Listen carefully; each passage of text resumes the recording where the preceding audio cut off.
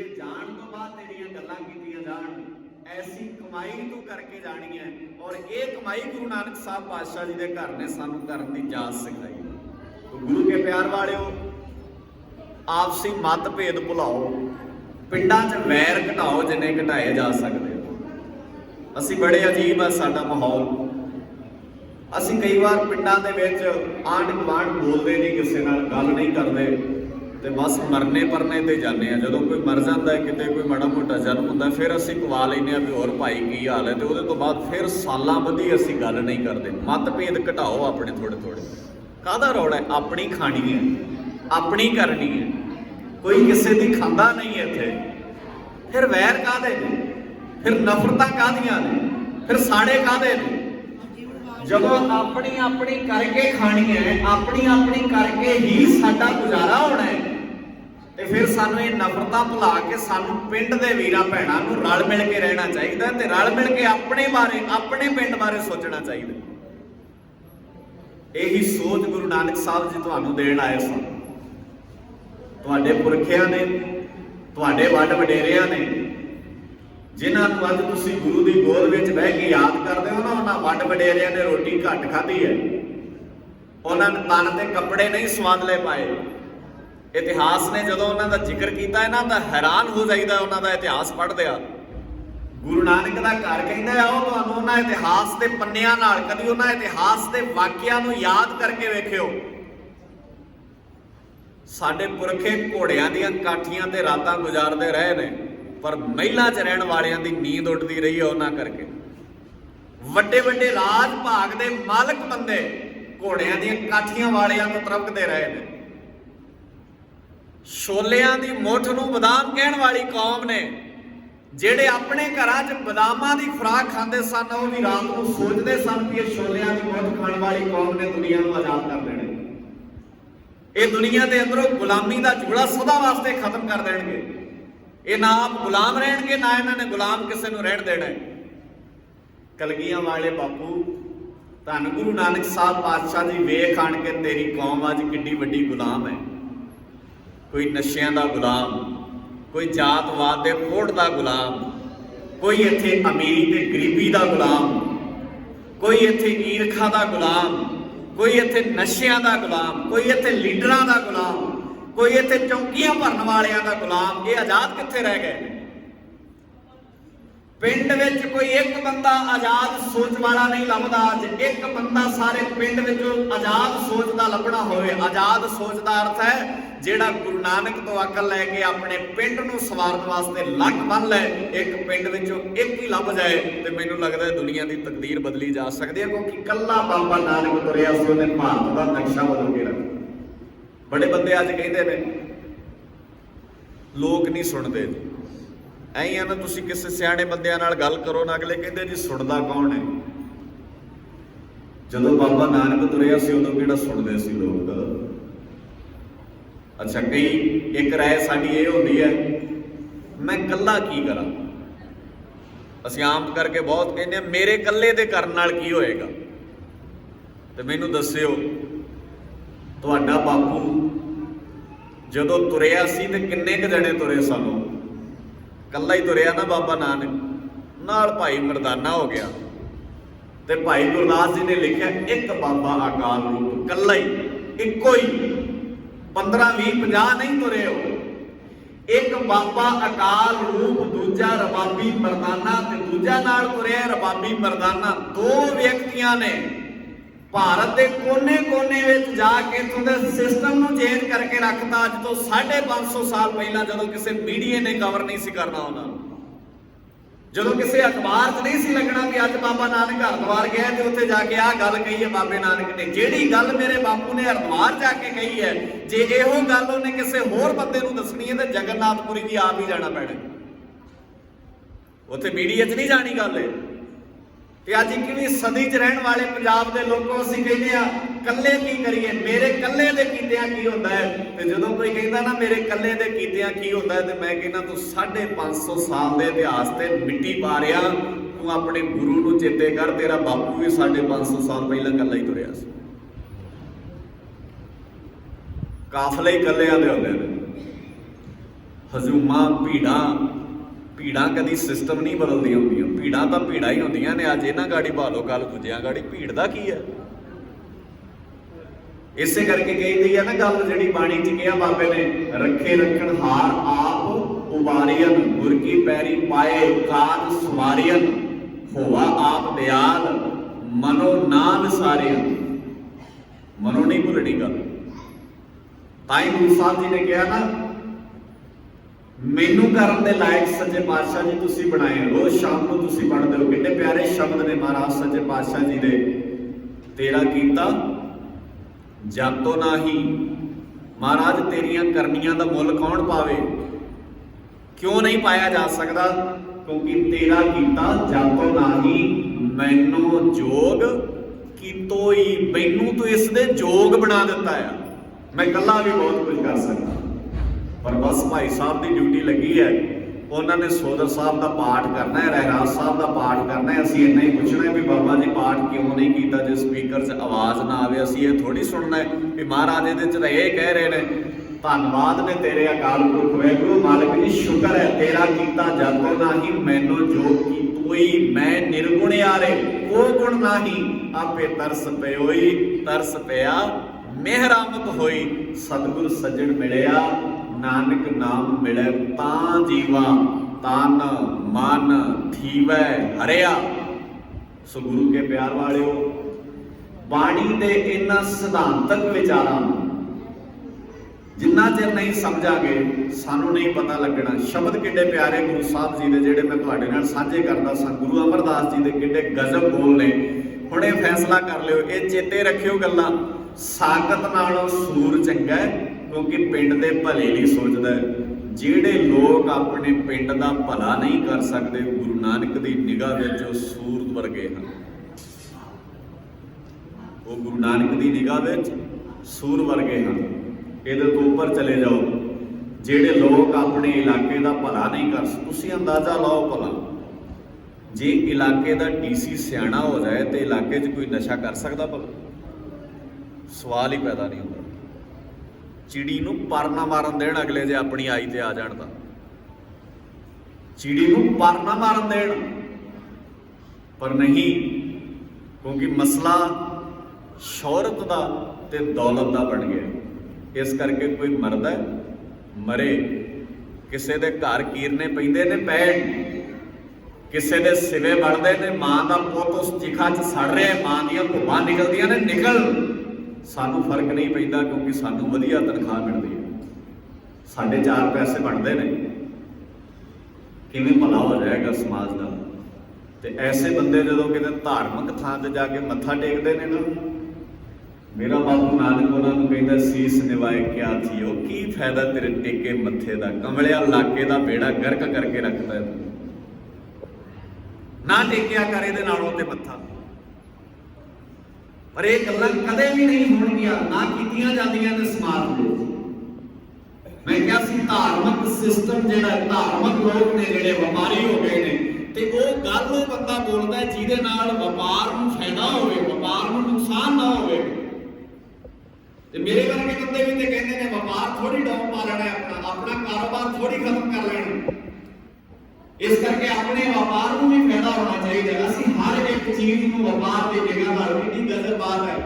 ਗੁਰੂ ਨਾਨਕ ਦਾ ਘਰ ਬਾਣੀ ਦੇ ਰਾਹੀਂ ਇਹ ਸੁਨੇਹਾ ਦਿੰਦਾ ਸੱਚੇ ਪਾਤਸ਼ਾਹ ਜੀ ਕਹਿੰਦੇ, ਜਿਹੜਾ ਬੰਦਾ ਸੁੱਖ ਦਾ ਆਦੀ ਹੋ ਜਾਏ ਉਹਨੂੰ ਗੁਲਾਮੀ ਨੇ ਜਕੜਨਾ ਹੀ ਹੁੰਦਾ ਹੈ। ਇਸ ਕਰਕੇ ਸੁੱਖ ਕਦੀ ਆਪਣੀ ਜ਼ਿੰਦਗੀ ਦੇ ਅੰਦਰ ਇੰਨੇ ਨਾ ਪੱਕੇ ਕਰ ਲਿਓ ਕਿ ਸੁੱਖਾਂ ਵਿੱਚ ਬੱਝਾ ਹੋਇਆ ਬੰਦਾ ਗੁਲਾਮੀ ਦੀ ਗੱਲ ਵੀ ਨਾ ਕਹਿ ਸਕੇ। ਇਹ ਸੁੱਖ ਆਪਣੀ ਜ਼ਿੰਦਗੀ 'ਚ ਨਾ ਆਉਣ ਦਿਓ। ਸ਼ਬਦ ਵੇਖਿਓ ਵਰਤੇ ਆ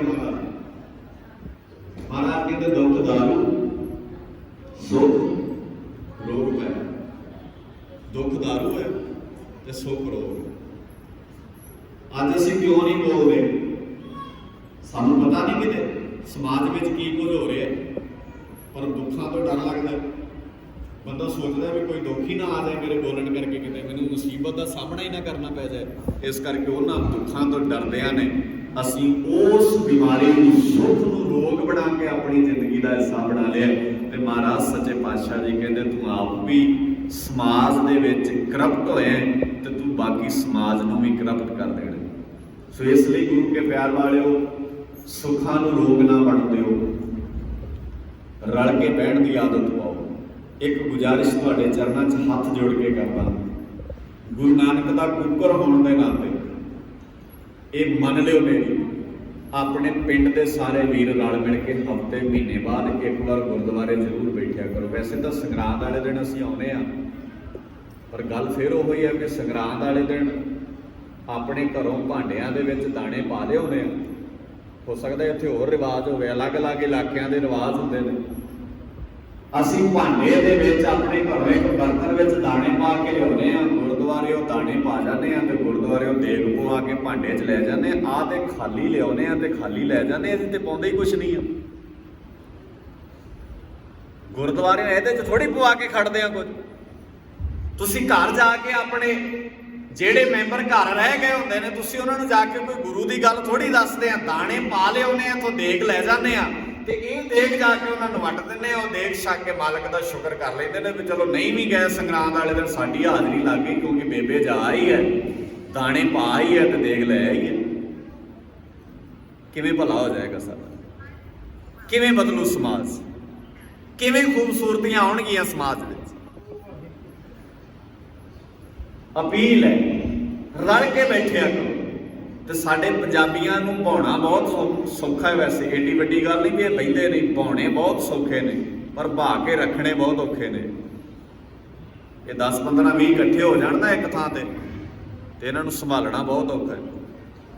किसानी संघर्ष चलदा है ते मैं बड़ी वारे बेनती कीती है भी सच्ची मुच्ची मालिक दी कोई मेहर ही है, अकाल पुरख सच्चे पातशाह दी दा ना कोई भाणा ही है ਜਿਹੜੇ ਇੰਨੇ ਪੰਜਾਬੀ 6-7 ਮਹੀਨਿਆਂ ਤੋਂ ਰਲ ਕੇ ਇਕੱਠੇ ਬੈਠੇ ਨੇ ਔਰ ਬੜੇ ਸਬਰ ਸੰਤੋਖ ਨਾਲ ਬੈਠੇ।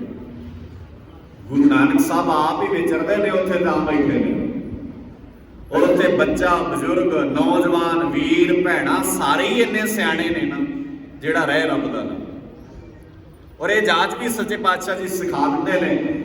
ਗਰੀਬ ਨਿਵਾਸ ਸੱਚੇ ਪਾਤਸ਼ਾਹ ਜੀ ਦੇ ਬੋਲ ਆਪਾਂ ਪੜ੍ਹਦੇ ਸਾਂ। ਮਹਾਰਾਜ ਸੱਚੇ ਪਾਤਸ਼ਾਹ ਜੀ ਕਹਿੰਦੇ ਆਪਣੇ ਭਾਣੇ 'ਚ ਚੱਲੇ ਭਾਈ ਵਿਛੜ ਚੋਟਾਂ ਖਾਏ। ਜਿਹੜਾ ਆਪਣੇ ਭਾਣੇ 'ਚ ਚੱਲੇਗਾ ਉਹ ਵਿਛੜੇਗਾ ਤੇ ਚੋਟਾਂ ਖਾਏਗਾ, ਦੁਖੀ ਹੋਏਗਾ, ਪਰੇਸ਼ਾਨੀਆਂ ਦਾ ਸਾਹਮਣਾ ਉਹਨੂੰ ਕਰਨਾ ਪਏਗਾ। ਗਰੀਬ ਨਿਵਾਸ ਸੱਚੇ ਪਾਤਸ਼ਾਹ ਜੀ ਦੇ ਬੋਲ ਸਾਡੀ ਸੁਰਤ ਵਿੱਚ ਪੱਕੇ ਹੋਣ। ਮੌਤ ਸਰੀਰ ਦੇ ਜਾਣ ਤੋਂ ਬਾਅਦ ਨਹੀਂ ਹੁੰਦੀ। ਗੁਰੂ ਨਾਨਕ ਸਾਹਿਬ ਜੀ ਕਹਿੰਦੇ ਬਹੁਤੇ ਲੋਕ ਸਰੀਰ ਦੇ ਹੁੰਦੇ ਹੀ ਮਰ ਜਾਂਦੇ ਨੇ। ਸਰੀਰ ਦੇ ਜਾਣ ਤੋਂ ਬਾਅਦ ਮਰਿਆ ਹੋਇਆ, ਮੌਤ ਹੋ ਜਾਣੀ, ਕਿਸੇ ਦਾ ਚਲਾ ਜਾਣਾ ਇੰਨਾ ਖਤਰਨਾਕ ਨਹੀਂ ਹੁੰਦਾ ਜਿੰਨਾ ਸਰੀਰ ਦੇ ਹੁੰਦਿਆਂ ਜੇ ਬੰਦਿਆਂ ਦੀ ਜ਼ਮੀਰ ਮਰ ਜਾਏ। ਇੱਕ ਬੇਨਤੀ ਹੋਰ ਤੁਹਾਡੇ ਚਰਨਾਂ 'ਚ ਕਰਾਂ। ਅਸੀਂ ਕਹਿੰਦੇ ਆ ਰੱਬ ਨੇ ਰੋਗ ਵਧਾ ਦਿੱਤੇ ਨੇ। ਬਹੁਤ ਸਾਰੇ ਬੰਦਿਆਂ ਦੇ ਦਿਮਾਗ 'ਚ ਇੱਦਾਂ ਆਉਂਦਾ ਕਿ ਅੱਜ ਨਾ ਰੋਗ ਬਹੁਤ ਵੱਧ ਗਏ ਨੇ। ਰੋਗ ਨਹੀਂ ਵਧੇ, ਸਾਡੀਆਂ ਲਾਲਸਾਵਾਂ ਵਧੀਆਂ ਨੇ ਤੇ ਲਾਲਸਾਵਾਂ ਵਧਣ ਕਰਕੇ ਨਾ ਸਾਡੇ ਦਿਮਾਗ ਦਾ ਸੰਤੁਲਨ ਵਿਗੜਿਆ। ਅਸੀਂ ਸੋਚਣ ਜ਼ਿਆਦਾ ਲੱਗ ਪਏ ਤੇ ਸੋਚਦੇ ਆਪਣੇ ਢੰਗ ਨਾਲ ਆ ਤੇ ਬਿਮਾਰੀ ਦਾ ਸੰਬੰਧ ਸੋਚ ਨਾਲ ਹੁੰਦਾ। ਬਿਮਾਰੀ ਸੋਚ ਕਰਕੇ ਲੱਗਦੀ ਆ ਬੰਦੇ ਨੂੰ। ਜਿਹੜਾ ਬੰਦਾ ਵੱਧ ਸੋਚੇਗਾ, ਵੱਧ ਦਿਮਾਗ ਵਿੱਚ ਐਵੇਂ ਪੁੱਠੀਆਂ ਸਿੱਧੀਆਂ ਗੱਲਾਂ ਆਉਂਦੀਆਂ ਰਹਿਣਗੀਆਂ, ਕਿਸੇ ਦੇ ਸੁੱਖ ਵੇਖ ਕੇ ਪਰੇਸ਼ਾਨ ਹੋਈ ਜਾਏਗਾ ਤੇ ਗੁਰੂ ਸਾਹਿਬ ਜੀ ਕਹਿੰਦੇ ਦੁੱਖ ਤੇਰੀ ਜ਼ਿੰਦਗੀ ਨੂੰ ਘੇਰਨਗੇ ਹੀ ਘੇਰਨਗੇ। ਔਰ ਇਹੀ ਕਾਰਨ ਹੈ ਕਿ ਅਸੀਂ ਗੁਰੂ ਨਾਨਕ ਸਾਹਿਬ ਪਾਤਸ਼ਾਹ ਜੀ ਦੇ ਘਰੋਂ ਸਬਕ ਲੈਣ ਦੀ ਬਜਾਏ ਸਿਰਫ ਗੇੜਾ ਮਾਰਨ ਨੂੰ ਅਹਿਮੀਅਤ ਦਿੰਦੇ। ਸੋ ਗੁਰੂ ਕੇ ਪਿਆਰ ਵਾਲਿਓ, ਮਹਾਰਾਜ ਨੇ ਕਿਹਾ ਬਲ ਹੋਵਾ। ਵੇਖਿਓ ਕਿੰਨੇ ਪਿਆਰੇ ਸ਼ਬਦ ਨੇ। ਦੋਵੇਂ ਸ਼ਬਦ ਦੇ ਸ਼ਲੋਕ ਨੇ। ਗੁਰੂ ਤੇਗ ਬਹਾਦਰ ਪਾਤਸ਼ਾਹ ਜੀ ਜਦੋਂ ਅਖੰਡ ਪਾਠ ਦਾ ਭੋਗ ਪੈਂਦਾ ਤੇ ਅਸੀਂ ਆਪਣੇ ਘਰਾਂ 'ਚ ਅਕਸਰ ਇਹ ਸ਼ਲੋਕ ਸੁਣਦੇ ਹਾਂ। ਭਾਵੇਂ ਕਿ ਬਹੁਤਾ ਧਿਆਨ ਨਹੀਂ ਸਾਡਾ ਹੁੰਦਾ ਗੁਰੂ ਸਾਹਿਬ ਜੀ ਕੀ ਕਹਿ ਰਹੇ ਨੇ, ਪਰ ਫਿਰ ਵੀ ਸਾਡੇ ਕੰਨੀ ਇਹ ਸ਼ਲੋਕ ਤਾਂ ਪੈਂਦੇ ਹੀ ਨੇ। ਗੁਰਦੇਵ ਪਿਤਾ ਜੀ ਇਹਨਾਂ ਦੋਵਾਂ ਸ਼ਲੋਕਾਂ 'ਚ ਦੋ ਇਸ਼ਾਰੇ ਮਾਤਰ ਗੱਲਾਂ ਸਮਝਾਉਂਦੇ ਨੇ। ਪਹਿਲੇ ਸ਼ਲੋਕ ਵਿੱਚ ਕਹਿੰਦੇ ਨੇ ਬਲ ਛੁਟਕਿਓ। ਬਲ ਦਾ ਅਰਥ ਹੈ ਗੁਰੂ ਦੀ ਅਕਲ ਵਾਲਾ ਬਲ ਨੂੰ ਛੱਡਦਾ। ਗੁਰੂ ਤੋਂ ਅਕਲ ਲੈਣੀ ਤੂੰ ਬੰਦ ਕਰ ਦੇ। ਹੁਣ ਜਦੋਂ ਗੁਰੂ ਤੋਂ ਅਕਲ ਲੈਣੀ ਬੰਦ ਕੀਤੀ ਤੇ ਮਹਾਰਾਜ ਸੱਚੇ ਪਾਤਸ਼ਾਹ ਕਹਿੰਦੇ ਬੰਧਨ ਭਰੇ।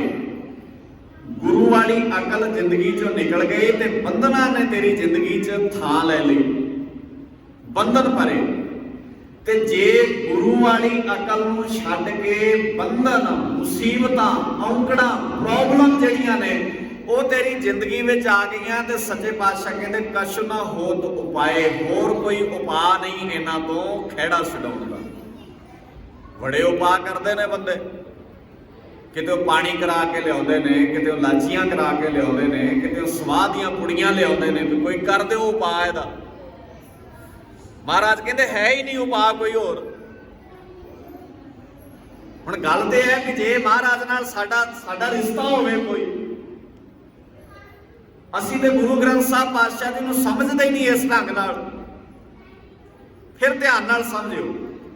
ਮਹਾਰਾਜ ਕਹਿੰਦੇ ਬਲ ਛੁੱਟ ਗਿਓ, ਗੁਰੂ ਵਾਲੀ ਅਕਲ ਤੂੰ ਛੱਡ ਦਿੱਤੀ ਤੇ ਬੰਧਨਾਂ ਨੇ ਤੇਰੀ ਜ਼ਿੰਦਗੀ ਨੂੰ ਘੇਰ ਲੈਣਾ। ਤੇ ਜੇ ਬੰਧਨ ਤੇਰੀ ਜ਼ਿੰਦਗੀ ਜਾਣ ਪਏ ਤੇ ਸਤਿਗੁਰੂ ਜੀ ਕਹਿੰਦੇ ਕਛੂ ਨਾ ਹੋਤ ਉਪਾਏ, ਦੁਨੀਆ ਦਾ ਕੋਈ ਉਪਾਅ ਹੀ ਨਹੀਂ ਹੈ ਵੀ ਤੈਨੂੰ ਬੰਧਨਾਂ ਤੋਂ ਬਾਹਰ ਕੱਢ ਦੇ। ਬੁਰੀ ਤਰ੍ਹਾਂ ਨਾਲ ਬੰਧਨਾਂ 'ਚ ਫਸਿਆ ਰਹੇਗਾ। ਮਹਾਰਾਜ ਸੱਚੇ ਪਾਤਸ਼ਾਹ ਜੀ ਫਿਰ ਉਪਾਅ ਕੀ ਹੈ? ਕੋਈ ਨਾ ਕੋਈ ਉਪਾਅ ਤੇ ਹੋਏਗਾ ਨਾ, ਇਹ ਤਾਂ ਹੋ ਹੀ ਨਹੀਂ ਸਕਦਾ ਉਪਾਅ ਨਾ ਹੋਵੇ। ਮਹਾਰਾਜ ਸੱਚੇ ਪਾਤਸ਼ਾਹ ਜੀ ਕਹਿੰਦੇ ਕਹੋ ਨਾਨਕ ਅਬ ਓਟ ਹਰ, ਇੱਕੋ ਹੀ ਤਰੀਕਾ ਆ, ਹੁਣ ਹਰੀ ਤੇ ਓਟ ਰੱਖ। ਹੁਣ ਹਰੀ ਪ੍ਰਮਾਤਮਾ ਦੀ ਓਟ ਤੱਕ, ਹਰੀ ਪ੍ਰਮਾਤਮਾ ਦੀ ਓਟ ਤੱਕਣ ਨਾਲ ਗੱਜ ਜਿਉ ਹੋਣ ਸਹਾਏ। ਫਿਰ ਜੇ ਤੂੰ ਹਰੀ ਦੀ ਓਟ, ਹਰੀ ਪ੍ਰਮਾਤਮਾ ਦਾ ਆਸਰਾ ਤੱਕੇਗਾ ਤੇ ਗੁਰੂ ਸਾਹਿਬ ਜੀ ਕਹਿੰਦੇ ਫਿਰ ਮਾਲਕ ਪ੍ਰਮਾਤਮਾ ਤੇਰਾ ਸਹਾਈ ਹੋਏਗਾ।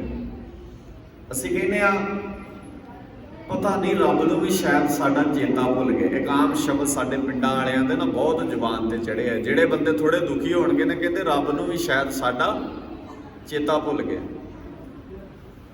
ਤੁਹਾਨੂੰ ਲੱਗਦਾ ਵੀ ਰੱਬ ਸਾਡੇ ਵਰਗਾ ਹੋਏਗਾ ਵੀ ਉਹਨੂੰ ਕਦੀ ਚੇਤਾ ਆ ਜਾਂਦਾ ਤੇ ਕਦੀ ਚੇਤਾ ਭੁੱਲ ਜਾਂਦਾ? ਉਹ ਨਹੀਂ ਭਾਈ, ਰੱਬ ਸਾਡੇ ਵਰਗਾ ਥੋੜੀ ਹੈ। ਕਦੇ ਭੁੱਲਦੇ ਅਸੀਂ ਆ, ਰੱਬ ਕਦੇ ਨਹੀਂ ਭੁੱਲਦਾ। ਕਦੇ ਮਾਂ-ਬਾਪ ਨਹੀਂ ਭੁੱਲਦੇ, ਬੱਚੇ ਭੁੱਲਦੇ ਨੇ ਜ਼ਿਆਦਾਤਰ।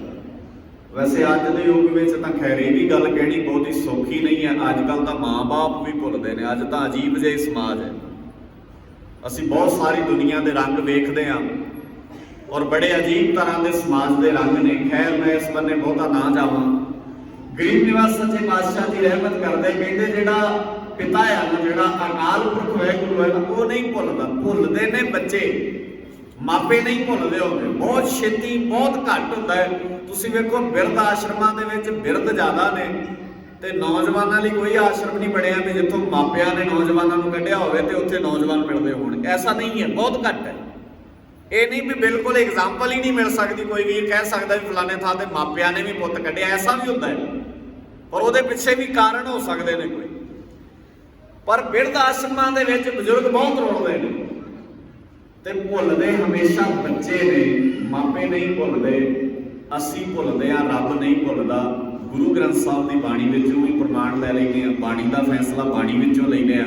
ਮਹਾਰਾਜ ਕਹਿੰਦੇ ਭੁੱਲਣ ਅੰਦਰ ਸਭ ਕੋ ਅਭੁੱਲ ਗੁਰੂ ਕਰਤਾਰ। ਸਭ ਦੁਨੀਆ ਭੁੱਲਦੀ ਹੈ, ਜੇ ਕੋਈ ਨਹੀਂ ਭੁੱਲਦਾ ਤੇ ਉਹ ਅਕਾਲ ਪੁਰਖ ਵਾਹਿਗੁਰੂ ਨਹੀਂ ਭੁੱਲਦਾ।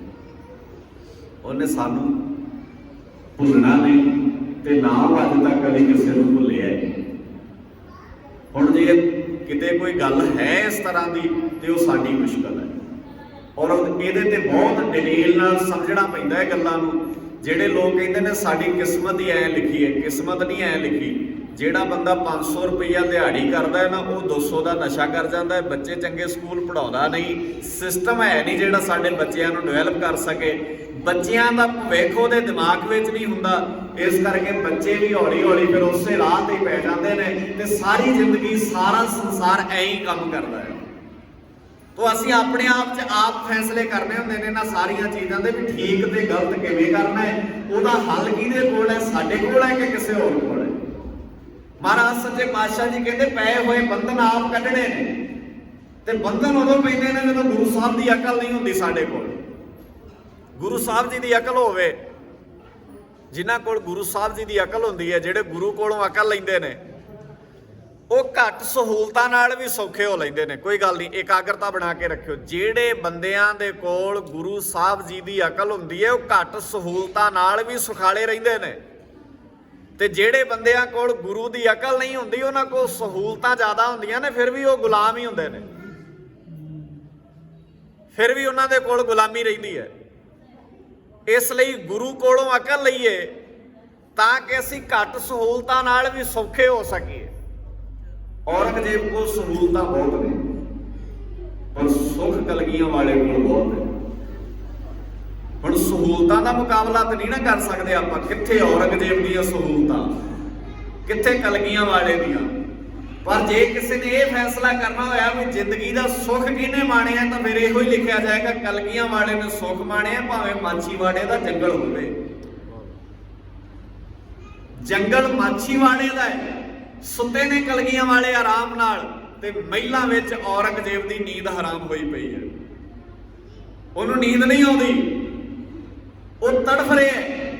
ਸਹੂਲਤਾਂ ਨੂੰ ਕੀ ਕਰਨਾ ਜੇ ਤੁਹਾਡੇ ਕੋਲ ਸਕੂਨ ਨਹੀਂ ਹੈ, ਤੇ ਦਿਮਾਗ ਵਿੱਚ ਇਹ ਗੱਲਾਂ ਨਾ ਹੋਣ ਦਿਓ ਕਿ ਵੱਧ ਸਹੂਲਤਾਂ ਨਾਲ ਕੋਈ ਸੌਖਾ ਹੁੰਦਾ ਹੈ। ਕੌਣ कहता है गरीब को नींद नहीं आती, सो जाता है फुटपाथ पे अखबार बिछाकर। ਵੱਡੇ ਵੱਡੇ ਮਹਿਲਾਂ ਵਾਲੇ ਲੋਕ ਗੋਲੀਆਂ ਖਾਂਦੇ ਨੇ ਨੀਂਦ ਦੀਆਂ, ਤੇ ਕਦੀ ਗਰੀਬ ਨੂੰ ਵੇਖਿਓ ਫੁੱਟਪਾਥ ਤੇ ਗੱਡੀਆਂ ਲੰਘਦੀਆਂ ਹੁੰਦੀਆਂ ਨੇ ਹਾਰਨ ਮਾਰ ਮਾਰ ਕੇ, ਤੇ ਆਰਾਮ ਨਾਲ ਸੁੱਤਾ ਹੁੰਦਾ ਹੈ। ਜਿਹੜਾ ਸਕੂਨ ਹੈ ਨਾ ਜ਼ਿੰਦਗੀ ਦਾ, ਜਿਹੜੀ ਨੀਂਦ ਹੈ, ਤੇ ਮੈਂ ਬੜੀ ਵਾਰ ਕਹਿੰਦਾ ਹੁੰਦਾ ਅੱਜ ਦੇ ਯੁੱਗ ਵਿੱਚ 21ਵੀਂ ਸਦੀ ਵਿੱਚ ਜਿਹਨੂੰ ਖਾਧੀ ਰੋਟੀ ਪਚ ਜਾਏ, ਜਿਸ ਬੰਦੇ ਨੂੰ ਖਾਧੀ ਰੋਟੀ ਪਚ ਜਾਏ ਤੇ ਬੈੱਡ ਤੇ ਪੈ ਕੇ ਨੀਂਦ ਆ ਜਾਏ ਨਾ, ਦੁਨੀਆ 'ਚ ਇਹਦੇ ਨਾਲ ਦਾ ਅਮੀਰ ਕੋਈ ਨਹੀਂ ਹੈ।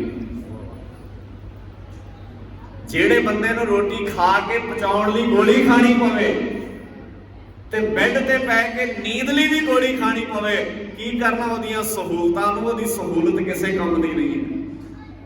ਇਸ ਕਰਕੇ ਸਾਡੇ ਬਾਬੇ ਨੇ, ਗੁਰੂ ਨਾਨਕ ਦੇ ਘਰ ਨੇ। ਪਰ ਇੱਕ ਗੱਲ ਹੋਰ ਸਮਝ ਲਓ ਇੱਥੇ, ਹੁਣ ਜਿਹੜੇ ਬੰਦੇ ਇਹ ਸਮਝ ਲੈਂਦੇ ਨੇ ਨਾ ਵੀ ਰੋਟੀ ਖਾਧੀ ਪਚਣਾ ਤੇ ਬੈੱਡ ਤੇ ਸੌਣ ਦੀ ਨੀਂਦ ਆ ਜਾਏ ਚੰਗੀ ਹੈ, ਅਮੀਰੀ ਹੈ, ਉਹਨੂੰ ਦੁਨੀਆ ਦਾ ਕੋਈ ਅਮੀਰ ਬੰਦਾ ਗੁਲਾਮ ਨਹੀਂ ਬਣਾ ਸਕਦਾ। ਉਹ ਕਹਿੰਦਾ ਕੰਮ ਕਰ ਜਾ ਕੇ ਆਪਣਾ, ਮੈਂ ਆਰਾਮ ਨਾਲ ਖਾਣਾ, ਆਰਾਮ ਨਾਲ ਸੌਣਾ। ਤੇਰੇ ਕੋਲ ਸਹੂਲਤਾਂ ਵੱਧ ਨੇ, ਪਰ ਮੇਰੇ ਕੋਲ ਤੋਂ ਤਾਂ ਆਇਆ ਕਿਉਂਕਿ ਤੈਨੂੰ ਨੀਂਦ ਨਹੀਂ ਆਉਂਦੀ ਉਸ ਬੈੱਡ ਤੇ। ਅੱਜ ਦੁਨੀਆ ਦੇ ਉਹ ਮਹਾਨ ਬੰਦੇ ਬੜੇ ਫਿਰਦੇ ਨੇ ਜਿਹੜੇ ਸਾਡੀ ਨਿਗਾਹ ਵਿੱਚ, ਜੇ ਅਸੀਂ ਸਿਆਣੇ ਹੋ ਜਾਈਏ ਕਿਤੇ, ਉਹਨਾਂ ਦੀਆਂ ਨੀਂਦਾਂ, ਉਹਨਾਂ ਦਾ ਸੁੱਖ ਆਰਾਮ ਸਾਰਾ ਕੁਝ ਖਤਮ ਹੋ ਸਕਦਾ। ਗੱਲ ਇਹ ਹੈ ਅਸੀਂ ਵੀ ਸੁੱਖਾਂ ਦੇ ਆਦੀ ਹਾਂ, ਸਾਨੂੰ ਵੀ ਸਬਜ਼-ਬਾਗ ਸੁੱਖਾਂ ਦੇ ਵਿਖਾਏ ਜਾਂਦੇ ਨੇ। ਹਰ 5 ਸਾਲਾਂ ਬਾਅਦ ਰਾਜਨੀਤਿਕ ਬੰਦੇ ਸਾਨੂੰ ਇਕੱਠਿਆਂ ਕਰਕੇ ਕਹਿੰਦੇ ਨੇ ਐਰਕੀ ਸੁੱਖ ਦੇ ਦਿਆਂਗੇ ਤੁਹਾਨੂੰ, ਤੇ ਅਸੀਂ ਕਮਲੇ ਫਿਰ ਪਿੱਛੇ ਲੱਗ ਜਾਂਦੇ ਆ ਵੀ ਸ਼ਾਇਦ ਐਰਕੀ ਦੇ ਦੇਣਗੇ। 70 ਸਾਲ ਹੋ ਗਏ ਨੇ ਸਾਨੂੰ ਇਹ ਗੱਲ ਕਹਿੰਦੇ ਆ ਵੀ ਐਰਕੀ ਗਰੀਬੀ ਕੱਢ ਦੇਣੀ ਹੈ, ਐਰਕੀ ਸਮਾਜ ਬਦਲ ਦੇਣਾ ਹੈ। ਅਸੀਂ ਭੋਲੇ ਆ, ਅਸੀਂ ਚਲਾਕੀਆਂ ਨਹੀਂ ਨਾ ਜਾਣਦੇ, ਸਾਡੇ ਕੋਲ ਚਲਾਕ ਨਹੀਂ ਹੈ ਨਾ ਬਲ ਛਲ ਨਹੀਂ ਹੈ। ਅਸੀਂ ਜਿੱਦਾਂ ਦੇ ਆਪ ਉਦਾਂ ਦਾ ਹੀ ਸਾਰਿਆਂ ਨੂੰ ਮੰਨ ਲੈਂਦੇ ਵੀ ਸ਼ਾਇਦ ਐਰਕੀ ਸੱਚ ਬੋਲਦੇ ਹੋਣਗੇ। ਨਹੀਂ ਭਾਈ, ਉਹ ਸੱਚ ਨਹੀਂ ਬੋਲਦੇ ਤੇ ਨਾ ਉਹਨਾਂ ਨੇ ਕਦੀ ਬੋਲਣਾ ਹੈ। ਇਸ ਲਈ ਗੁਰੂ ਕੇ ਪਿਆਰ ਵਾਲਿਓ, ਆਓ ਕੋਸ਼ਿਸ਼ ਕਰੀਏ। ਇਸ ਲਈ ਅਸੀਂ ਗੁਰੂ ਦੀ ਗੋਦ ਵਿੱਚ ਬੈਠੇ ਸਾਂ ਵੀ ਕੁਝ ਸਮਝੀਏ, ਕੁਝ ਜਾਣੀਏ, ਕੁਝ ਬਾਚੀਏ, ਕੁਝ ਆਪਣੇ ਪੁਰਖਿਆਂ ਦੀ ਬਾਤ ਕਰੀਏ, ਕੁਝ ਗੁਰੂ ਗ੍ਰੰਥ ਸਾਹਿਬ ਜੀ ਦੇ ਸਿਧਾਂਤ ਨੂੰ ਬਾਚ ਕੇ ਆਪਣੀ ਜ਼ਿੰਦਗੀ ਦਾ ਹਿੱਸਾ ਬਣਾਈਏ। ਸੋ ਸੁੱਖਾਂ ਨੂੰ ਸਮਝੋ, ਸਹੂਲਤਾਂ ਨੂੰ ਸਮਝੋ। ਸਹੂਲਤਾਂ ਦੇ ਮਗਰ ਦੌੜ ਕੇ ਸੁੱਖ ਦੀ ਦੌੜ ਵਿੱਚ ਗੁਲਾਮ ਨਹੀਂ ਹੋਈਦਾ।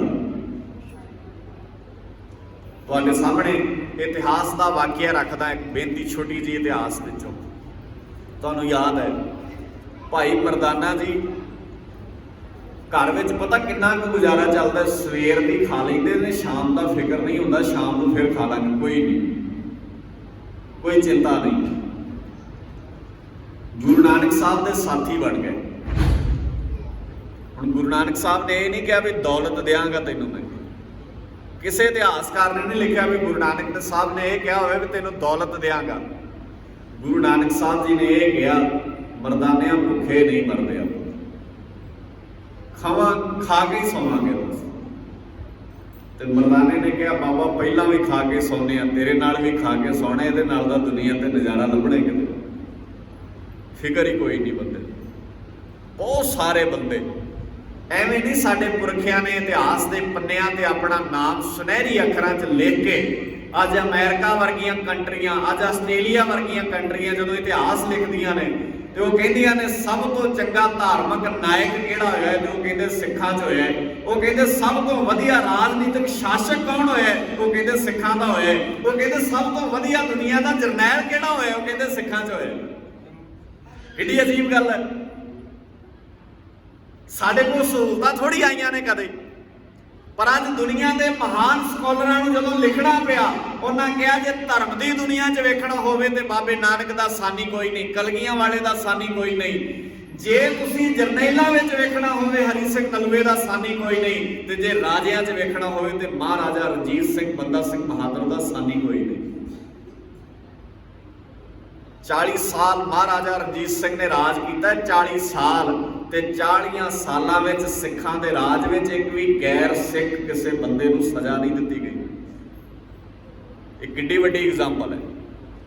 ਜਿੱਥੇ ਗੋਰਿਆਂ ਦਾ ਰਾਜ ਹੈ ਉੱਥੇ ਕਾਲਿਆਂ ਨੂੰ ਸਜ਼ਾ ਮਿਲਦੀ ਹੈ, ਜਿੱਥੇ ਕਾਲਿਆਂ ਦਾ ਰਾਜ ਹੈ ਉੱਥੇ ਗੋਰਿਆਂ ਨੂੰ ਸਜ਼ਾਵਾਂ ਮਿਲਦੀਆਂ ਨੇ, ਜਿੱਥੇ ਇਸਲਾਮ ਦਾ ਰਾਜ ਹੈ ਉੱਥੇ ਬਾਕੀਆਂ ਨੂੰ ਸਜ਼ਾਵਾਂ ਮਿਲਦੀਆਂ ਨੇ, ਤੇ ਜਿੱਥੇ ਪਿਛਲੇ 5-7 ਸਾਲਾਂ ਤੋਂ ਤੁਸੀਂ ਕਿਸੇ ਹੋਰ ਵੱਧ ਗਿਣਤੀ ਦਾ ਰਾਜ ਕਰਾ ਬੈਠੇ ਹੋ, ਇੱਥੇ ਵੀ ਘੱਟ ਗਿਣਤੀਆਂ ਨੂੰ ਸਜ਼ਾਵਾਂ ਮਿਲਦੀਆਂ ਨੇ।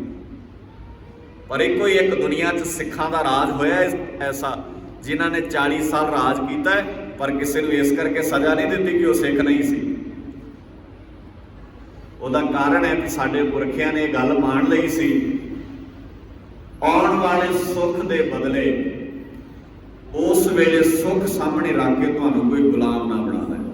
ਤਾਂ ਸੁੱਖਾਂ ਦੇ ਆਦੀ ਹੋਣ ਦੀ ਆਦਤ ਆਪਣੀ ਜ਼ਿੰਦਗੀ 'ਚੋਂ ਕੱਢ ਦਿਓ, ਨਹੀਂ ਤੇ ਇਹਨਾਂ ਬੰਧਨਾਂ ਨੇ ਸਾਨੂੰ ਸਾਰੀ ਜ਼ਿੰਦਗੀ ਗੁਲਾਮ ਬਣਾ ਕੇ ਰੱਖਣਾ। ਬਸ ਕਰ ਲਾਂਗੇ, ਖਾ ਲਾਂਗੇ। ਬਹੁਤ ਮਿਹਰ ਹੈ ਸਾਡੇ ਤੇ ਸੱਚੇ ਪਾਤਸ਼ਾਹ ਜੀ ਦੀ, ਹੱਥ ਪੈਰ ਦਿੱਤੇ ਨੇ, ਹੋਰ ਕੀ ਚਾਹੀਦਾ। ਜਿਹਦੇ ਹੱਥ ਪੈਰ ਸਲਾਮਤ ਨੇ, ਜਿਹਦੀਆਂ ਅੱਖਾਂ ਸਲਾਮਤ ਨੇ, ਜਿਹੜਾ ਉੱਠ ਸਕਦਾ, ਬਹਿ ਸਕਦਾ, ਕਰ ਸਕਦਾ, ਇਹਦੇ ਤੋਂ ਵੱਧ ਦੁਨੀਆ 'ਚ ਮੈਨੂੰ ਨਹੀਂ ਲੱਗਦਾ ਹੋਰ ਕੋਈ ਸਹੂਲਤ ਚਾਹੀਦੀ ਹੁੰਦੀ ਹੈ। ਇਤਿਹਾਸ ਦੇ ਪੰਨਿਆਂ 'ਚ ਬਾਬੇ ਨਾਨਕ ਨੇ ਮਰਦਾਨਾ ਜੀ ਨੂੰ ਨਾਲ ਲਿਆ। ਮਰਦਾਨਾ ਜੀ ਨੂੰ ਕਿਹਾ ਖਾ ਕੇ ਸੌਵਾਂਗੇ, ਤੁਰ ਪਿਆ ਬਾਬੇ ਨਾਨਕ ਦੇ ਨਾਲ ਮਰਦਾਨਾ। ਇਹ ਜਰਾਗ ਭਾਗ ਵਿੱਚ ਗਏ।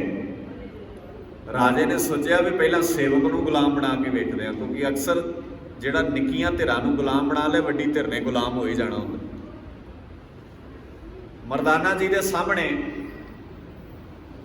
ਉਹਨੇ ਸੋਨੇ, ਹੀਰੇ, ਜ਼ਵਾਰਾਤ ਦੇ ਥਾਲ ਭਰ ਕੇ ਕੀਤੇ। ਮਰਦਾਨਾ ਜੀ ਦੇ ਸਾਹਮਣੇ ਹੀਰਿਆਂ ਦਾ ਥਾਲ 500 ਸਾਲ ਪਹਿਲਾਂ।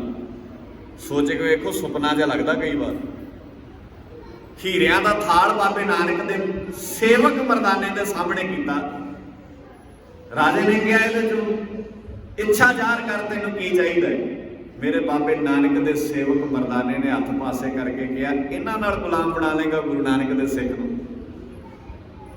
ਆ ਇੱਕ ਥਾਲੀ ਵਿੱਚ ਸੋਨਾ ਪਾ ਕੇ ਕਮਲਿਆ, ਉਸ ਗੁਰੂ ਨਾਨਕ ਦੇ ਸਿੱਖ ਦੀ ਕੀਮਤ ਪਾਉਣੀ ਚਾਹੁੰਦਾ? ਜਿਹੜੇ ਗੁਰੂ ਨਾਨਕ ਦੇ ਨਾਲ ਮੈਂ ਰਹਿਣਾ ਨਾ, ਆ ਤੇਰੇ ਹੱਥ ਵਿੱਚ ਜਿਹੜੀ ਥਾਲੀ ਨਹੀਂ, ਉਹ ਸਾਰੀ ਧਰਤੀ ਨੂੰ ਸੋਨੇ ਦੀ ਬਣਾਉਣ ਦੀ ਸਮਰੱਥਾ ਰੱਖਦਾ। ਉਹ ਚਾਹਵੇ ਤਾਂ ਖਿੰਡ ਵਿੱਚ ਸਾਰੀ ਧਰਤੀ ਨੂੰ ਸੋਨਾ ਬਣਾ ਦੇ, ਤੇ ਜਿਹਦਾ ਮਾਲਕ ਸਾਰੀ ਧਰਤੀ ਨੂੰ ਸੋਨੇ ਬਣਾਉਣ ਦੀ ਹਿੰਮਤ ਰੱਖਦਾ, ਉਸ ਦੇ ਸੇਵਕ ਨੂੰ ਥਾਲੀ 'ਚ ਪਾ ਕੇ ਸੋਨਾ ਖਰੀਦਿਆ ਨਹੀਂ ਜਾ ਸਕਦਾ। ਆਪਣਾ ਸੋਨਾ ਪਾਸੇ ਕਰ। ਰਾਜੇ ਦੇ ਪੈਰਾਂ ਥੱਲੇ ਜ਼ਮੀਨ ਨਿਕਲ ਗਈ। ਮਰਦਾਨੇ ਦੇ ਪੈਰਾਂ ਤੇ ਡਿੱਗ ਕੇ ਕਹਿੰਦਾ, ਜਿਹਦਾ ਸਿੱਖ ਇਦਾਂ ਦਾ, ਉਹਦਾ ਗੁਰੂ ਕਿੱਦਾਂ ਦਾ ਹੋਏਗਾ? ਜੇ ਤੁਸੀਂ ਆਪਣੇ ਗੁਰੂ ਬਾਰੇ ਦੁਨੀਆ ਦੇ ਲੋਕਾਂ ਨੂੰ ਦੱਸਣਾ ਹੈ ਨਾ, ਤੇ ਤੁਸੀਂ ਨਗਰ ਕੀਰਤਨ ਕੱਢ ਕੇ, ਵੱਡੀ ਸਾਰੀ ਪਾਲਕੀ ਸਜਾ ਕੇ, ਵੱਡਾ ਸਾਰਾ ਨਿਸ਼ਾਨ ਸਾਹਿਬ ਲਾ ਕੇ ਨਹੀਂ ਦੱਸ ਸਕਦੇ ਵੀ ਸਾਡਾ ਗੁਰੂ ਇਹ ਹੈ। ਤੁਸੀਂ ਸੋਨੇ ਦੀ ਪਾਲਕੀ 'ਚ ਮਹਾਰਾਜ ਰੱਖ ਕੇ ਨਹੀਂ ਦੱਸ ਸਕਦੇ ਵੀ ਸਾਡੇ ਮਹਾਰਾਜ ਇਹ ਨੇ। ਜੇ ਸੋਨੇ ਦੀਆਂ ਪਾਲਕੀਆਂ ਨਾਲ ਮਹਾਰਾਜ ਦੀ ਪਵਿੱਤਰਤਾ ਵੱਧਦੀ ਹੁੰਦੀ ਤੇ ਬਹੁਤ ਅਮੀਰ ਲੋਕਾਂ ਨੇ ਪਵਿੱਤਰਤਾ ਕਾਇਮ ਕਰ ਲੈਣੀ ਸੀ। ਮੇਰੇ ਬਾਬੇ ਨਾਨਕ ਦੀ ਸੋਚ ਦਾ ਪਤਾ ਤਾਂ ਲੱਗਣਾ ਜੇ ਮਰਦਾਨੇ ਵਰਗੀ ਸੋਚ ਰੱਖੋਗੇ। ਕੋਈ ਸੋਨੇ ਦੇ ਥਾਲ ਸਾਹਮਣੇ ਰੱਖਦੇ, ਬੰਦਾ ਕਹੇ ਨਾ ਭਾਈ ਮੈਂ ਗੁਲਾਮ ਨਹੀਂ ਹੋ ਸਕਦਾ, ਮੈਨੂੰ ਮੇਰੇ ਬਾਬੇ ਨਾਨਕ ਨੇ ਸੋਨੇ ਵਰਗਾ ਬਣਾਏ, ਇਹ ਚੀਜ਼ਾਂ ਮੈਨੂੰ ਗੁਲਾਮ ਕਿਵੇਂ ਬਣਾ ਲੈਣਗੀਆਂ? ਇਹ ਕਿਰਦਾਰ ਦੀ ਘਾਟ ਘੜੀ ਗਈ ਹੈ ਜਿਹੜੀ। ਇਸੇ ਕਰਕੇ ਦੁਨੀਆ ਦੇ ਬਾਜ਼ਾਰ ਵਿੱਚ ਹਰ ਸ਼ੈ ਵਿਕਦੀ ਹੈ। ਜੇ ਦੁਨੀਆ 'ਚ ਕਿਤੇ ਕੁਝ ਵਿਕਦਾ ਨਹੀਂ ਤੇ ਉਹ ਸਿੱਖ ਨਹੀਂ ਵਿਕਦਾ, ਉਹ ਕਿਰਦਾਰ ਨਹੀਂ ਵਿਕਦਾ। ਮਾਫ ਕਰਿਓ, ਮੈਂ ਅੱਜ ਦੀ ਗੱਲ ਨਹੀਂ ਕਰਦਾ, ਅੱਜ ਤੇ ਬਹੁਤ ਕੁਝ ਵਿਕਦਾ ਹੈ। 6 ਸਾਲ ਹੋ ਗਏ ਨੇ ਗੁਰੂ ਗ੍ਰੰਥ ਸਾਹਿਬ ਦੀ ਬੇਅਦਬੀ ਹੋਈ ਨੂੰ ਪੰਜਾਬ ਦੀ ਧਰਤੀ ਤੇ। ਮੈਨੂੰ ਦੱਸਿਓ ਭਲਾ ਕਿਹੜੀ ਕੁਰਸੀ ਨਹੀਂ ਵਿਕੀ ਤੁਹਾਡੀ? ਰਾਜਨੀਤਿਕ ਬੰਦਿਆਂ ਦੀਆਂ ਜ਼ੁਬਾਨਾਂ ਬੰਦ ਹੋਈਆਂ। ਮੈਂ ਤੇ ਜਗਜੀਤ ਸਿੰਘ ਵੀਰ ਆ ਰਹੇ ਸੀ ਤੇ ਕੋਟਕਪੂਰੇ ਦੇ ਲਾਗੇ ਨਾ ਸਰਕਾਰ ਨੇ ਨਾ ਵੱਡਾ ਸਾਰਾ ਇਦਾਂ ਬੋਰਡ ਲਾਇਆ ਸੀ, ਗੋਲੀ ਦਾ ਇਨਸਾਫ ਮੰਗਦਾ ਹੈ ਪੰਜਾਬ, ਇਦਾਂ ਕਰਕੇ ਉਹਦੇ ਤੇ ਲਿਖਿਆ ਸੀ ਬੇਅਦਬੀ ਦਾ ਇਨਸਾਫ। ਤੇ ਮੈਂ ਜਗਜੀਤ ਸਿੰਘ ਵੀਰ ਨੂੰ ਕਹਿ ਰਿਹਾ ਸੀ, ਮੈਂ ਕਿਹਾ ਪੋਸਟਰ ਪਾੜਨੇ ਚਾਹੀਦੇ ਨੇ। 4.5 ਸਾਲ ਨਹੀਂ ਤੁਹਾਨੂੰ ਪਤਾ ਲੱਗਾ ਵੀ ਇਨਸਾਫ ਮੰਗਦਾ ਹੈ ਪੰਜਾਬ? ਡਰਾਮੇਬਾਜ਼ੀ ਹੁਣ ਵੋਟਾਂ ਆ ਗਈਆਂ ਨੇ ਤੇ ਫਿਰ ਲਿਖਣ ਲੱਗ ਪਏ ਪੋਸਟਰਾਂ ਤੇ ਵੀ ਇਨਸਾਫ ਚਾਹੀਦਾ ਹੈ। ਪੁੱਛਿਓ ਇਹਨਾਂ ਬੰਦਿਆਂ ਨੂੰ ਜਿੱਦਣ ਪਿੰਡਾਂ ਚ ਆਉਣਗੇ 4.5 ਸਾਲ ਤੁਸੀਂ ਇਨਸਾਫ ਕਿਉਂ ਨਾ ਦਿੱਤਾ? ਤੇ ਜੇ ਪਿਛਲੇ 4.5 ਸਾਲ ਨਹੀਂ ਦੇ ਸਕੇ, ਦੇਣਾ ਤੁਸੀਂ ਗਾਹ ਵੀ ਨਹੀਂ ਹੈ। ਪਰ ਤੁਹਾਨੂੰ ਪਤਾ ਹੈ ਅਸੀਂ ਝਾਸੇ ਵਿੱਚ ਆ ਜਾਂਦੇ ਹਾਂ। ਤੁਸੀਂ ਗੁਰੂ ਗ੍ਰੰਥ ਸਾਹਿਬ ਦਾ ਨਾਂ ਲੈਣਾ ਹੈ ਵੀ ਵੋਟਾਂ ਲੈਣ ਦੇ ਬਦਲੇ। ਕਿਹੜੀ ਪਦਵੀ ਨਹੀਂ ਵਿਕੀ, ਕਿਹੜੀ ਪੋਸਟ ਦਾ ਮੁੱਲ ਨਹੀਂ ਅਗਲਿਆਂ ਨੇ ਪਾਇਆ। ਤੁਹਾਡੀ ਸਟੇਟ ਦਾ ਮੰਤਰੀ ਮਾਲਕ ਵੀ ਅਗਲਿਆਂ ਨੇ ਖਰੀਦ ਲਿਆ, ਪਤਾ ਨਹੀਂ ਕਿੰਨਾ ਕੁ ਮਹਿੰਗਾ ਵਿਕਿਆ ਹੋਣਾ, ਪਰ ਨਹੀਂ ਲੈਣ ਦਿੱਤਾ ਇਨਸਾਫ ਅਗਲਿਆਂ ਨੇ। ਸੋ ਗੁਰੂ ਕੇ ਪਿਆਰਿਓ, ਜਾਗੋ, ਸੁਚੇਤ ਹੋ, ਨਹੀਂ ਤਾਂ ਤੁਸੀਂ ਮੰਡੀ 'ਚ ਵਿਕਣ ਵਾਲੇ ਇੱਕ ਵਸਤੂ ਹੋ, ਤੁਹਾਡਾ ਮੁੱਲ ਪਾਇਆ ਜਾਏਗਾ। 5 ਸਾਲ ਤੁਹਾਡਾ ਮੁੱਲ ਕੋਈ ਪਾ ਜਾਂਦਾ ਤੇ 5 ਸਾਲ ਕੋਈ ਪਾ ਜਾਂਦਾ। ਅਸੀਂ ਰਹਿ ਜਾਂਦੇ ਹਾਂ ਸਾਰੀ ਜ਼ਿੰਦਗੀ ਧੱਕੇ ਖਾਣ ਜੋਗੇ।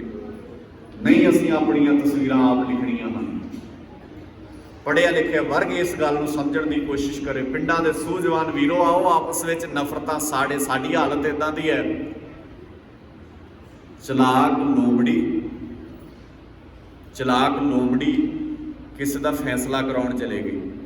ਤੁਸੀਂ ਪੜ੍ਹੀ ਹੋਣੀ ਨਿੱਕੇ ਹੁੰਦਿਆਂ, ਕਹਾਣੀ ਪੜ੍ਹਦੇ ਹੁੰਦੇ ਸਾਂ ਅਸੀਂ। ਚਲਾਕ ਲੋਮੜੀ ਦੇ ਕੋਲ ਨਾ 2 ਜਾਨਵਰ ਰੋਟੀ ਦਾ ਫੈਸਲਾ ਕਰਾਉਣ ਚਲੇ ਗਏ ਕਿ ਰੋਟੀ ਮੇਰੀ ਹੈ ਕਿ ਇਹਦੀ ਹੈ। ਲੋਮੜੀ ਨੇ ਕੀ ਕੀਤਾ, ਇੱਕ ਰੋਟੀ ਦਾ ਟੁਕੜਾ ਵੱਡਾ ਕਰਤਾ, ਇੱਕ ਰੋਟੀ ਦਾ ਨਿੱਕਾ ਟੁਕੜਾ ਕਰਤਾ। ਕਹਿੰਦੇ ਇਹ ਜਿਹੜਾ ਬਰਾਬਰ ਦੇ ਟੁਕੜੇ ਕਰਕੇ ਦੋਵਾਂ ਨੂੰ ਦੇ ਦੂੰਗੀ, ਮੈਂ ਲੜਨ ਨਹੀਂ ਦੇਣਾ ਤੁਹਾਨੂੰ, ਦੋਵਾਂ ਨੂੰ ਬਰਾਬਰ ਦੇ ਟੁਕੜੇ ਕਰਕੇ ਦੇਊ। ਇੱਕ ਟੁਕੜਾ ਵੱਡਾ ਕਰਤਾ, ਇੱਕ ਛੋਟਾ ਕਰਤਾ। ਜਿਹੜਾ ਟੁਕੜਾ ਵੱਡਾ ਸੀ ਨਾ, ਉਹਦੇ ਨਾਲੋਂ ਥੋੜੀ ਜਿਹੀ ਬੁਰਕੀ ਤੋੜ ਕੇ ਆਪਣੇ ਮੂੰਹ 'ਚ ਪਾ ਲਈ, ਕਹਿੰਦੀ ਬਰਾਬਰ ਕਰਕੇ ਦਿੰਨੀ ਆ। ਹੁਣ ਉਹਦੇ 'ਚੋਂ ਜ਼ਿਆਦਾ ਤੋੜ ਲਈ, ਦੂਜੇ 'ਚ ਜ਼ਿਆਦਾ ਹੋ ਗਈ, ਉਹਦੇ 'ਚ ਘਟ ਗਈ। ਹੁਣ ਕਹਿੰਦੀ ਇਹ ਬਰਾਬਰ ਕਰਕੇ ਦਿੰਨੀ ਆ। ਦੂਜੇ ਬੰਨੇ ਬੁਰਕੀ ਤੋੜ ਕੇ ਮੂੰਹ 'ਚ ਪਾ ਲਈ, ਦੂਜੇ ਬੰਨੇ ਜ਼ਿਆਦਾ ਹੋ ਗਈ। ਕਰਦਿਆਂ ਵੇਂਦਿਆਂ ਉਹਨਾਂ ਭਲੇ ਮਾਨਸ ਜਾਨਵਰਾਂ ਦੀ ਸਾਰੀ ਰੋਟੀ ਚਲਾਕ ਲੋਮੜੀ ਖਾ ਗਈ। ਉਹਨਾਂ ਦੇ ਪੱਲੇ ਹੀ ਕੁਝ ਨਹੀਂ ਪਿਆ। ਇਹ ਚਲਾਕ ਲੋਮੜੀਆਂ ਨੇ ਤੁਹਾਡੀ ਰੋਟੀ ਛਾਪੇ 'ਚ ਰੱਖ ਕੇ ਵਿਖਾਉਂਦੇ ਨੇ ਤੁਹਾਨੂੰ, ਤੇ ਖਾ ਵਾਰੀ ਆਪ ਜਾਂਦੇ ਨੇ। ਭਾਵੇਂ ਧਾਰ ਮਾਫ ਕਰਿਓ, ਹੋ ਸਕਦਾ ਕਈਆਂ ਨੂੰ ਇਹ ਲੱਗੇਗਾ ਕਿ ਕਥਾ ਤੇ ਬਾਣੀ ਦੀਆਂ ਗੱਲਾਂ ਦੀ ਹੁੰਦੀ ਹੈ। ਭਾਈ ਸਾਹਿਬ ਜੀ ਨੇ ਇਹ ਕਥਾ ਇਦਾਂ ਦੀਆਂ ਗੱਲਾਂ ਨਹੀਂ ਕਰਨੀਆਂ ਚਾਹੀਦੀਆਂ, ਇਦਾਂ ਦੀਆਂ ਗੱਲਾਂ ਅੱਜ ਤੋਂ 40 ਸਾਲ ਪਹਿਲਾਂ ਪੰਜਾਬ 'ਚ ਹੋਣੀਆਂ ਚਾਹੀਦੀਆਂ ਸੀ। ਸਾਡੇ ਨੌਜਵਾਨਾਂ ਨੂੰ ਫਾਇਦੇ ਨਾ ਲੈਣੇ ਪੈਂਦੇ। ਸਾਡੀਆਂ ਹੀਰੇ ਵਰਗੀਆਂ ਭੈਣਾਂ ਦੀਆਂ ਮੂੰਹਾਂ ਤੇ ਕੋਈ ਤੇਜ਼ਾਬ ਨਾ ਪਾ ਜਾਂਦਾ, ਬਾਜ਼ਾਰ ਤੁਰੀਆਂ ਜਾਂਦੀਆਂ ਨੇ। ਜ਼ਹਿਰ ਕਿੱਥੋਂ ਭਰਿਆ ਗਿਆ ਕਦੀ ਸੋਚੇ? ਕਿਉਂਕਿ ਅਸੀਂ ਨਾਂ ਨਹੀਂ ਲਏ ਕਦੀ, ਅਸੀਂ ਗੱਲਾਂ ਨਹੀਂ ਕੀਤੀਆਂ ਕਦੇ। ਅਸੀਂ ਵਪਾਰੀ ਸਿਸਟਮ ਦਾ ਹਿੱਸਾ ਬਣ ਕੇ ਜ਼ਿੰਦਗੀ ਜਿਉਂਦੇ ਰਹੇ ਆ। ਗੁਰੂ ਕੇ ਪਿਆਰ ਵਾਲੇ, ਇਹਨਾਂ ਬੰਧਨਾਂ ਤੋਂ ਜੇ ਆਜ਼ਾਦ ਹੋਣਾ, ਇਹਨਾਂ ਬੰਧਨਾਂ ਤੋਂ ਜੇ ਬਚਣਾ ਤੇ ਸਾਨੂੰ ਗੁਰੂ ਦਾ ਬਲ ਲੈਣਾ ਪੈਣਾ ਹੈ, ਗੁਰੂ ਦੀ ਤਾਕਤ ਲੈਣੀ ਪੈਣੀ ਹੈ। ਤੇ ਗੁਰੂ ਦੀ ਤਾਕਤ ਲੈਣ ਵਾਸਤੇ ਗੁਰੂ ਦੇ ਭਾਣੇ ਵਿੱਚ ਚੱਲਣਾ ਪੈਣਾ ਹੈ। ਤੇ ਗੁਰੂ ਦਾ ਭਾਣਾ ਸਮਝ ਵਿੱਚ ਆਵੇ, ਇਸ ਲਈ ਸਾਨੂੰ ਗੁਰੂ ਬਾਬੇ ਦੀ ਬਾਣੀ ਦਾ ਦਿੱਤਾ ਉਪਦੇਸ਼ ਰਲ ਮਿਲ ਬੈਠ ਕੇ ਸਮਝਣਾ ਪਏਗਾ। ਗੁਰਦੇਵ ਪਾਤਸ਼ਾਹ ਦੀ ਰਹਿਮਤ ਕਰਦੇ, ਕਹਿੰਦੇ ਬਲ ਛੁੱਟ ਕੇ ਉਹ ਬੰਧਨ ਪਰੇ। ਤੇ ਅਗਲੇ ਸ਼ਲੋਕ ਵਿੱਚ ਕਹਿੰਦੇ ਬਲ ਹੋਆ ਬੰਧਨ ਛੁੱਟੇ। ਫੈਸਲਾ ਹੁਣ ਤੁਸੀਂ ਕਰ ਲਓ ਵੀ ਗੁਰੂ ਦੇ ਬਲ ਲੈਣੇ ਨੇ ਕਿ ਬੰਧਨਾਂ ਦੇ ਬਲ ਜ਼ਿੰਦਗੀ ਜਿਉਣੀ ਹੈ। ਬਲ ਹੋਵਾ ਬੰਧਨ ਛੁੱਟੇ, ਸਭ ਕੁਛ ਹੋਤ ਉਪਾਏ। ਫਿਰ ਸਾਰੇ ਉਪਾਅ ਹੋ ਸਕਦੇ ਨੇ। ਹੁਣ ਵੇਖੋ, ਪਹਿਲਾਂ ਆਪਾਂ ਸ਼ਬਦ ਵਰਤਿਆ ਸੀ ਕਛ ਨਾ ਹੋਤ ਉਪਾਏ, ਤੇ ਨਾਲ ਹੀ ਅਗਲੇ ਬੰਨੇ ਸ਼ਲੋਕ ਸੱਚੇ ਪਾਤਸ਼ਾਹ ਜੀ ਨੇ 53 ਤੇ 54 ਨੰਬਰ ਸ਼ਲੋਕ ਹੈ ਗੁਰੂ ਗ੍ਰੰਥ ਸਾਹਿਬ ਜੀ ਦੇ ਅੰਦਰ। ਗੁਰੂ ਤੇਗ ਬਹਾਦਰ ਪਾਤਸ਼ਾਹ ਜੀ ਨੇ ਕਹਿੰਦੇ ਸਭ ਕੁਛ ਹੋਤ ਉਪਾਏ।